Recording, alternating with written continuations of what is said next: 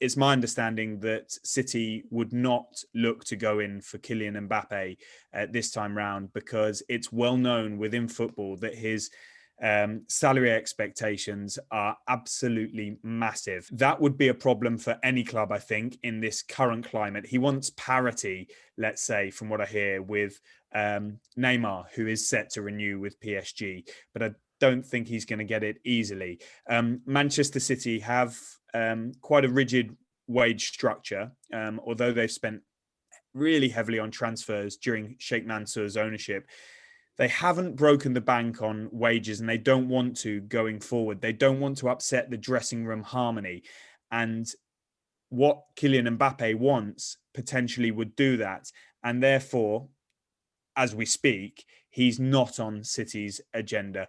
You could extend that to Harry Kane for different reasons, not for wages, but for the sort of fee it would take to even make Tottenham consider letting him go. And Daniel Levy would never want to sell to a rival anyway. But yes, centre forward, Manchester City, it's going to keep us talking, but I definitely don't think it's going to be Kylian Mbappe.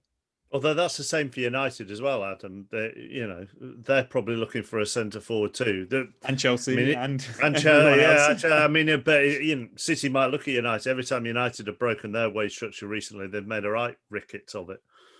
Yeah, totally. And I think David mentioned in his column today as well about Kevin De Bruyne's ongoing contract discussions that, I think there is probably a recognition this guy's the most talented guy at the football club, but we also have to keep it within a certain limit, because if we don't, then it creates new expectations when different players perform. And as you say, the impact of Alexis Sanchez, for example, signing for Manchester United is still being felt to this day, because when Sanchez went in with a contract, I think that was higher than Paul Pogba's at the time, that then created new expectations for when Paul Pogba came to talk about renewing. It definitely created new expectations in terms of Ander Herrera, when his contract was being run down and he saw what was being earned by other people at the club, and he thought, well, if they're getting that much, then I deserve X percentage more in order for it to pro-rata up. And David De Gea's contract the same. And they've now got a situation where they've got a goalkeeper in David De Gea who's been underperforming for 2 years on a huge contract, and no one else is going to pay him what he's on now.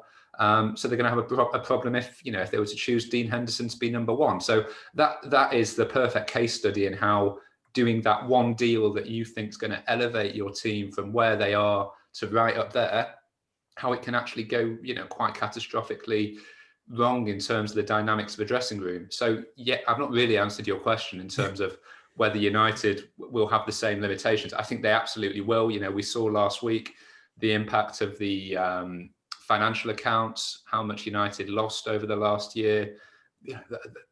It would be ridiculous, really, for them to start going into Neymar PSG level wages for Mbappe.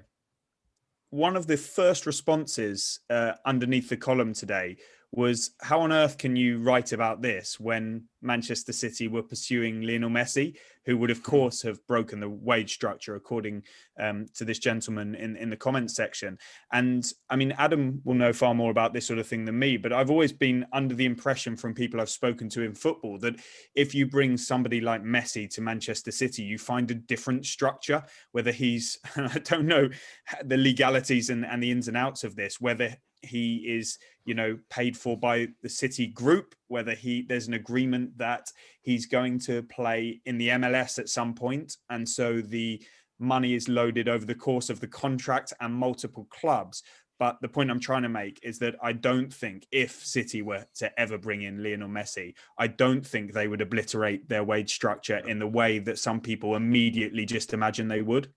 Yeah, I think it would be, I don't know what the phrase is, sort of more of a legacy signing for City Football Group.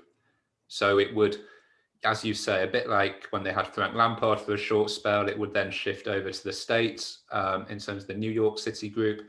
But even so, it was quite interesting.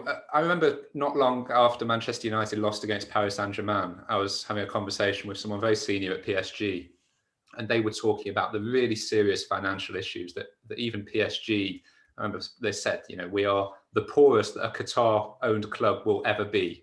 at this moment in time. And that was because of the impact of gate receipts. It was also because they were trying to renew contracts for both Neymar and Mbappe at the same time, and really locked in discussions with two people who feel they are entitled to still continue earning what people were earning pre-pandemic or better, in a very different market.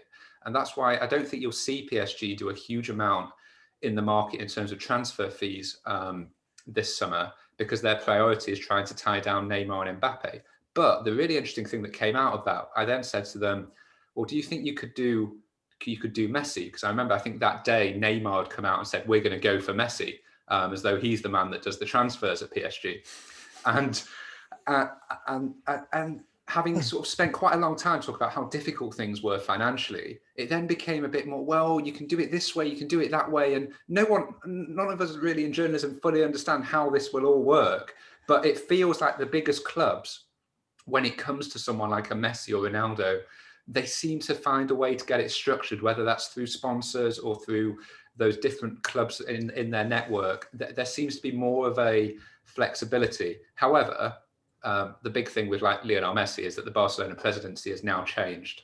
And I think the next week or so we'll probably get a big sense of where that will lead in terms of his future. So I think we may have ended up talking for a very long time about Lionel Messi leaving Barcelona, only to discover that he, once he gets his way, may end up staying there, for quite a while yet.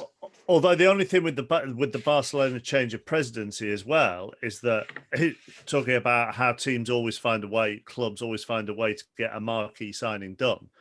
If he wants to make a statement signing, would that have a trigger effect on the market? I don't know. Yeah, I think the problem with Barcelona, Barcelona have no money. They're skint. Yeah, they are skint. So, yeah. And there was also a landmark case last week with the European Commission, where they were found to have received state aid, and both themselves and Real Madrid. So from that, I suppose what may have been a former mechanism of funding these transfers, a little bit more scrutiny on that now. I can't see where Barcelona find that money this summer to do a Neymar or an Mbappe. I think you might see them do more things like Wijnaldum on a free transfer. But I would be amazed. But as you say, these elected presidencies are very weird things where people come in with big promises, and they know that they have a very short lifespan potentially as presidents, and they are judged for their defeats very, very quickly. And that often therefore leads to short-term thinking, where they may be thinking, well, we have this pot of gold at the end of a 3-year rainbow. What if we borrow a bit more money and do it quicker? So I suppose that's the way it could work out. Tiny addition on that. I was led to believe by a few people that if Laporta was to win the presidential election, he had assurances of an enormous bank loan. I don't know the ins and outs of it, but that would tally with what Adam was saying. However, and Laporta is expected to keep Messi at the club. I think it's fairly well assumed. Messi will not get the level of money that he wants, and that sort of underlines the fact that we're going to see a changing in the finances of Barcelona, and long overdue.